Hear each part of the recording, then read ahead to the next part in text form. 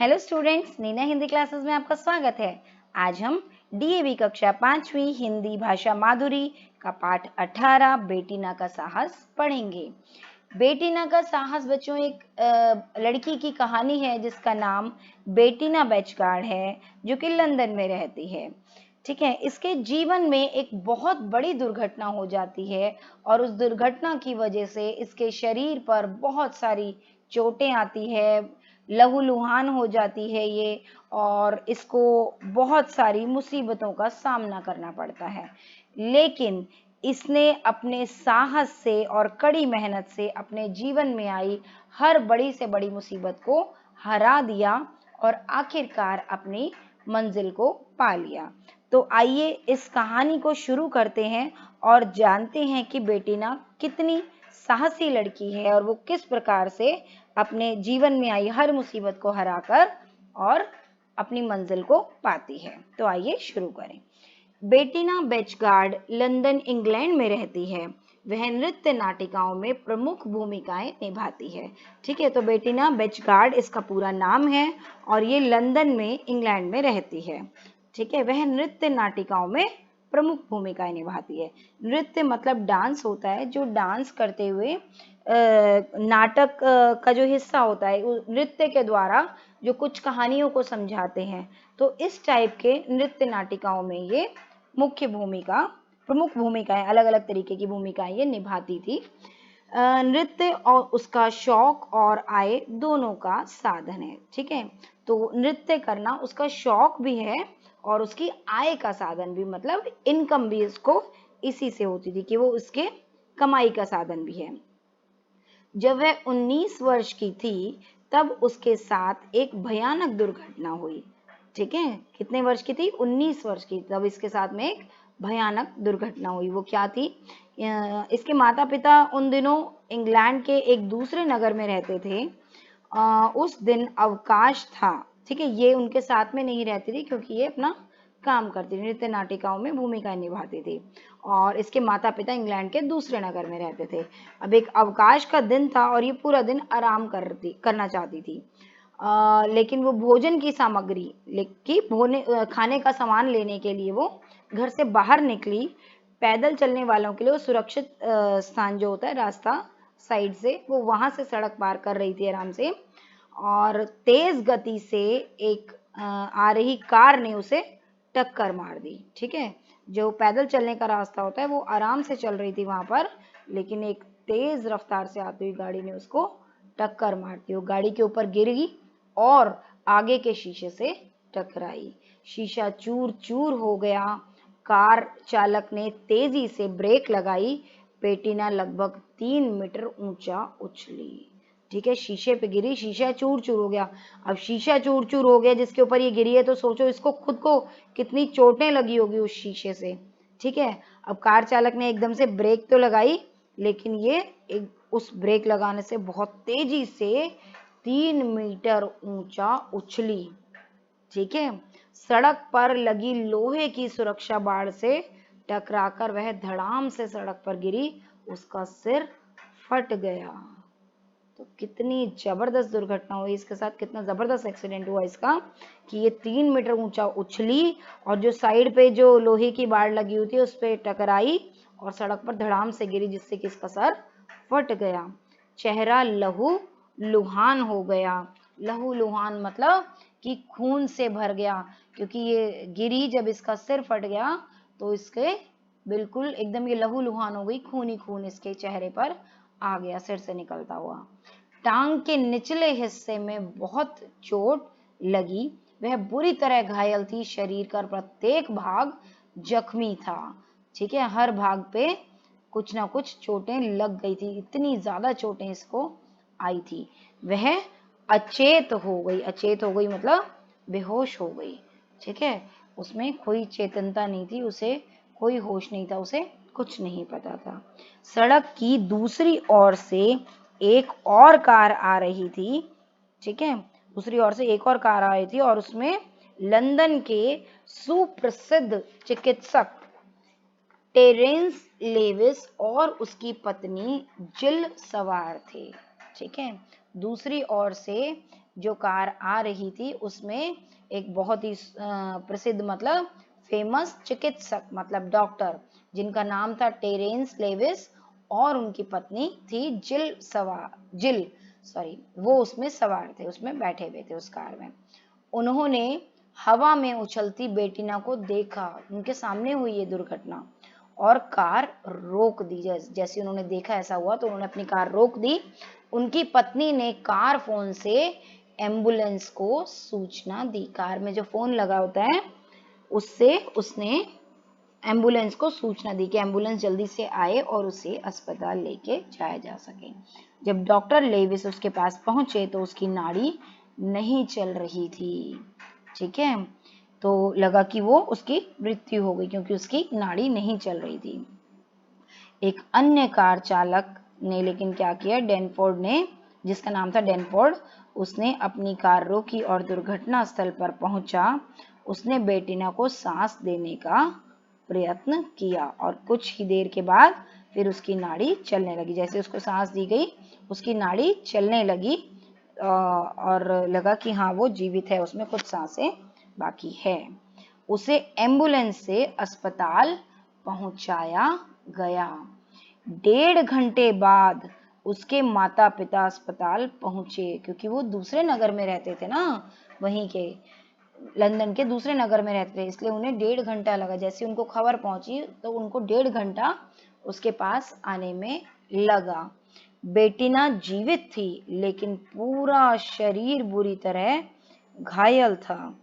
दाईं टांग 8 और बाईं भुजा 2 जगह से टूट गई थी। ठीक है, दाईं मतलब राइट लेग उसकी 8 जगह से टूट गई थी। सोचो कितनी गहरी चोटें आई थी इसको। और जो बाईं भुजा मतलब उल्टा हाथ, उस पर उसको 2 जगह से वो टूट गई थी, सिर्फ चोटें नहीं आई थी, टूट गई थी। ठीक है, खोपड़ी में गहरी चोट थी। शरीर के अन्य हिस्सों में गहरे घाव थे। ठीक है, बाकी के हिस्सों में भी बहुत गहरे घाव थे। कई घंटों के अथक मतलब बिना रुके बिना थके हुए कॉन्टिन्यूअस प्रयास और शल्य चिकित्सा द्वारा चिकित्सकों ने उसे नया जीवन दिया। कई घंटों वो लगे रहे उसके चिकित्सा करने में और शल्य चिकित्सा भी की गई मतलब सर्जरी की गई। ठीक है, उसके द्वारा चिकित्सकों ने, डॉक्टरों ने उसको एक नया जीवन दिया कि वो बच पाई। अस्पताल के बिस्तर पर लेटे लेटे वह छत को निहारती और सोचती कि शायद अब वह कभी नृत्य नहीं कर पाएगी। ठीक है, नृत्य उसको शौक भी था उस नृत्य का और उसकी आय का साधन भी था। उसको लगा कि अब तो वो कभी भी नृत्य नहीं कर पाएगी क्योंकि उसको इतनी चोटें आ चुकी थी, इसकी सर्जरी हो चुकी थी, उसके हाथ पैर में टूट गए थे। ठीक है, तो अब उसको लगा कि वो कभी भी नृत्य नहीं कर पाएगी। ठीक है, यह सोचकर उसकी आंख से बेबसी के आंसू बहने लगते। बेबसी मतलब बेबस होकर कि जो कुछ नहीं कर सकता, लाचार महसूस करता है, उसे बेबस होना कहते हैं। ये सोचते सोचते उसकी आंखों से आंसू बहने लगते। अक्सर उसके मन में यह विचार आता कि संकल्प और अभ्यास से एक दिन फिर वह पहले की तरह नृत्य नाटिकाओं में नृत्य कर पाएगी। ठीक है, कि कभी कभी उसके मन में विचार आता कि अगर वो संकल्प करे कि दृढ़ निश्चय कर ले, पक्का सोच ले कि मेरे को करना ही करना है और अभ्यास करे निरंतर, ठीक है, प्रैक्टिस करे, कोशिश करे, तो उसको लगता, फिर उसे लगने लगा कि अगर वो ऐसा करे तो वो फिर से पहले की तरह नृत्य नाटिकाओं में नृत्य कर पाएगी। उसकी समस्याओं का यही अंत नहीं था। ठीक है, यहीं पर उसकी समस्याओं का अंत नहीं हुआ। अधिक दवाओं के कारण उसके गुर्दों में भी खराबी आ गई। बहुत ज्यादा दवाइयां ली, इससे उसके गुर्दे भी खराब हो गए। वह सोचती जब घिसट घिसट कर ही जीना है तब वह बची ही क्यों। ठीक है, इन सब चीजों से वो दुखी होकर सोचती है कि घिसट घिसट कर जीना है अगर, तो फिर वो बची ही क्यों। बेटीना कहती है, एक दिन मैं बहुत निराश थी, जीवन में कहीं कोई आशा की किरण शेष बची नहीं थी। ठीक है, कि वो बहुत ज़्यादा निराश हो रखी थी और कोई आशा की किरण की उसे नहीं दिख रही थी कि कुछ अच्छा हो सकेगा, उसे ऐसा नहीं लग रहा था। फिर वो कहती है कि मैं सुबक सुबक कर रोने लगी, मेरी एक सेविका ने निराशाजनक बातें सुनी। ठीक है, उसकी जो सेविका थी, जो नर्स वगैरह जो उसके मदद के लिए वहाँ रुकी होती थी, उसने उसकी सारी निराशाजनक, जिसकी वजह से वो निराश थी, वो सारी बातें सुनी उसकी। प्यार से उसने मेरे सिर को सहलाते हुए कहा, तुम्हारा नया जन्म एक विशेष उद्देश्य के लिए हुआ है। उद्देश्य मतलब लक्ष्य, कि एक नए लक्ष्य के लिए, कि तुम्हारा नया जन्म हुआ है और ये किसी नए लक्ष्य के लिए हुआ है। क्योंकि जब इतनी चोटें लग गई, इतना कुछ हो गया, तो और सांसें तक बंद हो गई थी, तो मतलब उसकी मृत्यु के समान ही हो गई थी, वो मृत्यु के बिल्कुल निकट पहुंच चुकी थी। लेकिन अगर उसको नया जीवन मिला है तो उसका कुछ ना कुछ उद्देश्य अवश्य है। ऐसा उसे उसकी सेविका ने उसके सिर पर हाथ फेरते हुए कहा। अब उस सेविका के इन शब्दों ने उसकी सोचने की दिशा ही बदल दी। वो अलग तरीके से सोचने लगी। वो क्या? चिकित्सकों ने बेटिना को बिस्तर पर ही लेटे रहने की सलाह दी। ठीक है, जो डॉक्टर्स थे उन्होंने कहा कि वो बिस्तर पर ही लेटी रहे। चिकित्सकों की सलाह न मानते हुए वह एक टांग की सहायता से शौचालय जाने लगी। ठीक है, वो सिर्फ बिस्तर पर लेटी नहीं रहना चाहती थी, वो एक टांग पर भी जाती शौचालय के लिए, वॉशरूम मतलब वगैरह, वो खुद जाने लगी, चाहे वो एक टांग पर चल पाती। उसे भयंकर पीड़ा होती, बहुत दर्द होता, लेकिन वह उफ तक नहीं करती। धीरे धीरे उसकी टांगों में गति और लचक बढ़ने लगी। ठीक है, कि उसकी टांगों में गति आने लगी और लचक भी बढ़ने लगी, कि अब थोड़ी थोड़ी सी वो एक्टिव होने लगी उसकी टांगें। ठीक है, और अब 1 माह अस्पताल में रहने के बाद वह घर लौट आई। ठीक है, 1 महीना अस्पताल में रही, लेकिन फिर उसके बाद उसको छुट्टी मिल गई वहां से और वो घर लौट आई। उसके माता पिता टांगों की मालिश के लिए उसे निकट के एक तरण ताल में ले जाने लगे। ठीक है, उसको निकट के तरण ताल में ले जाने लगे ताकि उसके प्रैक्टिस भी हो सके, थोड़ा उसके पैरों में एक्टिवनेस भी आ सके। वह घर में अनेक प्रकार की शारीरिक अभ्यास करती। ठीक है, अनेक प्रकार के वो शारीरिक अभ्यास करती, मतलब फिजिकल एक्सरसाइज वगैरह करती वो। उसने कदम से कदम मिलाकर जब चलने का प्रयास किया तो दर्द से चिल्ला उठी, क्योंकि एक टांग में तो गहरी चोट थी। जब वो भी वो रखने लगी कि हाँ दोनों टांगे साथ में चलाऊं, तो उसको बहुत ही पीड़ा होती। ठीक है, और वो दर्द से चिल्ला उठी। कुछ दिन के असहनीय दर्द, जिसे सहन ना किया जाए, ऐसे दर्द को झेलने के बाद उसकी टांगों में शक्ति का संचार होने लगा। वो एनर्जेटिक फील करने लगी, उसकी टांगों में एनर्जी आई और वो उसको लगने लगा कि हाँ कुछ है। इस मोड़ पर उसके जीवन में शिक्षक बैरी का प्रवेश हुआ। शिक्षक, टीचर, एक टीचर थे जिनका नाम था बैरी, उनकी एंट्री हुई। बैरी उसकी प्रतिभा और दृढ़ संकल्प शक्ति से परिचित था। बैरी को पता था कि वो कितनी प्रतिभाशाली है, मतलब टैलेंटेड है, और दृढ़ संकल्प मतलब पक्का इरादा रखने वाली है, इसका उन्हें ज्ञान था।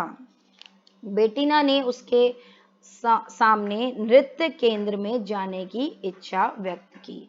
हाँ, अपने शिक्षक बैरी से उसने कहा कि वो नृत्य केंद्र में जाना चाहती है। ठीक है, बैरी ने उसे हर तरह सहयोग का आश्वासन दिया, उसे पूरा भरोसा दिलाया कि वो उसको हर तरीके से सहयोग करेगा, मदद करेगा। ठीक है, उसका साथ देगा। 6 माह की कठोर साधना के बाद जब उसने संगीत की लय और ताल के साथ नृत्य का पहला कदम रखा तो उसे बहुत कठिनाई हुई। ठीक है, 6 महीने की उसने खूब प्रैक्टिस करी, खूब मेहनत करी, और फिर उसने फिर से नृत्य करना प्रारंभ किया। लेकिन जिस दिन उसने नृत्य के लिए पहला कदम रखा, उससे बहुत मुश्किल हुई, लेकिन धीरे धीरे 1 वर्ष बीत गया, उसकी दाईं टांग में लगे धातु के टुकड़े हटा दिए गए। अब वो सही होने लगी। वो जो धातु के टुकड़े लगाए गए थे वो भी हटा दिए गए। जो मेटल का लगाया जाता ना टांग पर, अगर किसी का इस तरीके से एक्सीडेंट हो जाए तो वो सब भी हटा दिया गया। इससे उसको अपनी टांगों का संतुलन बनाने में सहायता मिलने लगी। वो बैलेंस करना शुरू हो गई। सफलता अभी दूर थी। वह प्रयास करती रही। 2 वर्ष के बाद उसने कुछ क्षण के लिए नृत्य नाटिका में काम किया। ठीक है, 2 वर्ष बाद, हाँ 2 वर्ष के बाद में उसने कुछ समय के लिए नृत्य नाटिका में काम किया। उसकी सफलता में समूचा मतलब पूरा कंप्लीट, पूरा का पूरा सभागार तालियों की गड़गड़ाहट से गूंज उठा। वो सभा, वो पूरा हॉल जिसमें जितने लोग बैठे थे, उन्होंने उसके लिए खूब तालियां बजाई और वो उस तालियों की गड़गड़ाहट से वो पूरा हॉल जो था वो गूंज उठा। धीमे धीमे बेटीना फिर उसी शिखर पर पहुंच गई जिस पर वह दुर्घटना से पहले थी। ठीक है, वो फिर से ही उस शिखर पर, उस ऊंचाई पर, उस चोटी तक पहुंच गई जहां वो दुर्घटना से पहले थी। ठीक है, बेटीना ने अपने प्रयासों से सिद्ध कर दिया, क्या, जहां चाह वहां राह, कि जहां हमारी चाहत हो, अगर हम कुछ चाहें करना तो वहां राह अवश्य मिल ही जाती है। ठीक है, तो बच्चों इस कहानी से क्या सीख मिली? इस कहानी से हमें ये सीख मिली कि हमें कभी भी किसी भी, चाहे वो छोटी हो या बड़ी हो, जीवन में कैसी भी कठिनाई आए, हमें हिम्मत नहीं हारनी चाहिए। अगर हम दृढ़ संकल्प रखें और हम साहस के साथ कार्य करें, अभ्यास करें और सोच लें कि करना ही है, तो ऐसी कोई मंजिल नहीं जिसे हम नहीं पा सकते। तो बच्चों, कैसी लगी मेरी वीडियो? उम्मीद करती हूँ आपको वीडियो पसंद आई होगी। अगर आपको मेरी वीडियो पसंद आई तो वीडियो को लाइक, शेयर और चैनल को सब्सक्राइब जरूर करें। धन्यवाद। जल्दी मिलते हैं अगले वीडियो